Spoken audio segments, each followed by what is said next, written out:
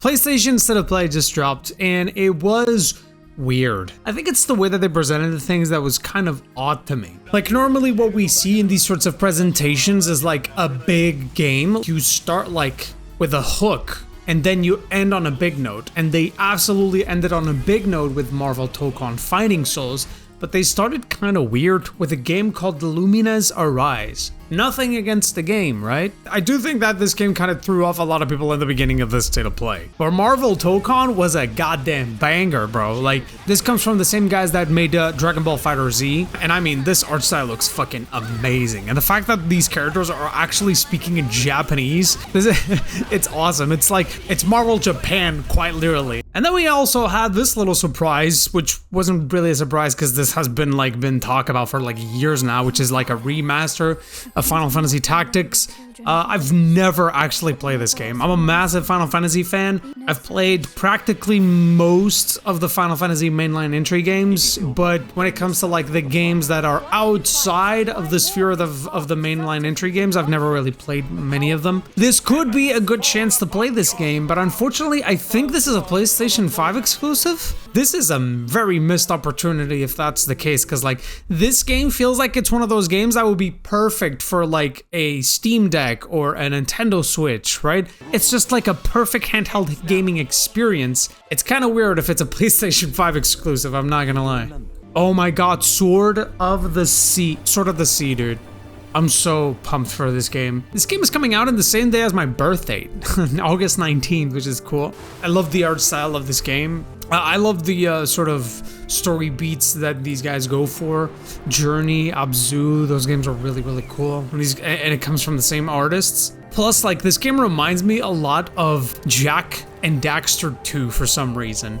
Like, the whole skateboarding thing really reminds me of Jak 2 because you had that ability in that game. So yeah, Journey with skateboards, man. What else can you ask for, right? Bro, Pragmata is actually a thing.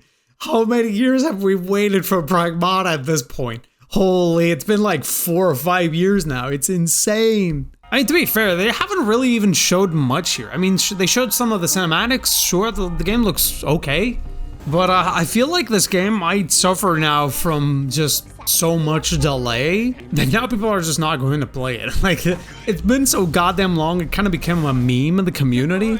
I mean, even the freaking dude in the end, right? He kind of memes about it, like 2026, it's real. Like, this is actually really fucking nice, I love it. Nioh. I have never played these games. I've never played, I think I've tried Nioh 2, but I was just kind of like, it wasn't for me or something.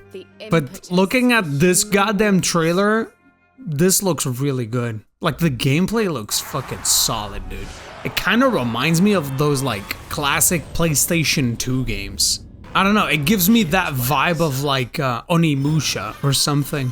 And I'm a big fan of Sekiro. Sekiro Shadows Die Twice is one of my favorite games of all time.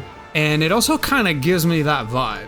So I don't know. I think I should really try this one. This looks fucking awesome, dude.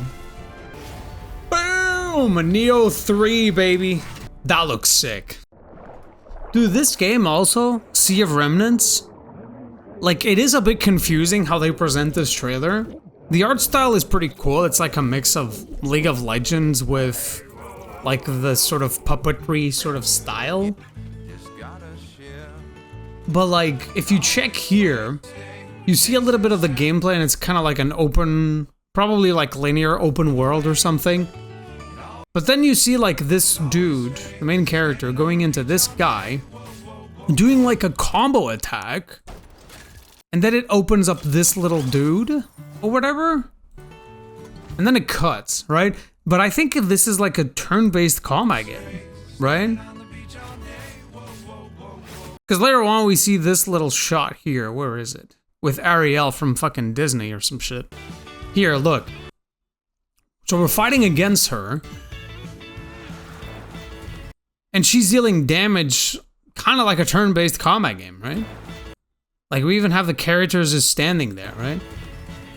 So this is a turn-based game. And my guess is that this is like a mechanic where you can basically like get some sort of advantage at the beginning of a combat. Ooh, turn-based game, baby. They're making a return. I would never imagine, honestly. That's cool. That made me more exciting for this game. Because the art style is cool, but I was like, where's the gameplay? They don't really showcase that much, to be fair. But this looks dope. I'm very excited for this one. Snake Eater! Metal Gear. The man, the myth, and the goddamn legend. Yeah, this one is exciting. Some of these animations look a little bit weird though, especially here with Ocelot. I don't know, man. This, to be dead honest with you folks, like I'm a big like Metal Gear fan. Metal Gear Solid 4 is probably one of my favorite games of all time also. But I don't know, this remake, I was excited for it, but now I'm a little bit more like, I'll wait and see for reviews and what people have to say before I play it. I don't know. So there's something about it that just makes me go like, I don't know, man. I don't know what it is.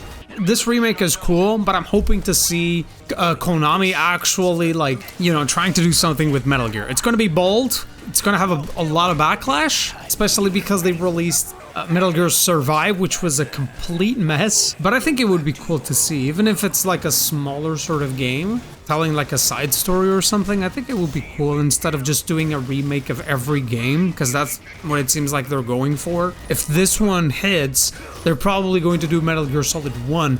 Oh my god, that would be sick, dude. Oh my god, a remake of Metal Gear Solid 1. Like, I love Metal Gear Solid 4, but Solid 1 is like, oh, peak, man. It's actually fucking peak, I'm not gonna lie. Lastly, but definitely not least, was Ninja Gaiden Ragebound. Dude, this game looks fucking sick. The soundtrack is awesome. The art style is fucking, it kind of reminds me of like Metal Slug or some shit. And it's probably gonna be hard as fuck because it's Ninja Gaiden. So I'm all about it. This looks sick. Bro, I'm all about it. I'm all about it. This might be one of those games that releases rather sooner than later. July 31st. Ooh. Is this not releasing on computer? Oh, it is. Cool. Beautiful, beautiful. But yeah, that's about it. I mean, there's other games like Silent Hill F and James Bond. Personally, I'm not that big of a fan of like horror games. It is what it is. I know a lot of people are, and the game looks fun, I guess. I'm not the guy to talk about like horror games. I'm not gonna lie. But yeah, I think this state of play was okay. But you know, the fact that PlayStation is kind of restructuring itself right now and trying to figure out what the hell are they going to do in the next couple of years. I'm not surprised that we didn't get like that many like big names or titles that are more interesting, to say the least. I am expecting like next year PlayStation comes out with some teasers at the very least of some new titles that they're producing that are much more interesting than whatever's going on right now. They made like a big push for like live service games, and that flopped severely. And so this definitely feels like the downtime for them. I'm always hoping to see games like Resistance or Infamous or even Jak and Daxter to come back. I'm losing hope, man, but at least Jak and Daxter. I would love to see a new Jak and Daxter game. I'm a massive fan. But yeah, let me know what you think. Have a good one. See ya. Over and out. Bye.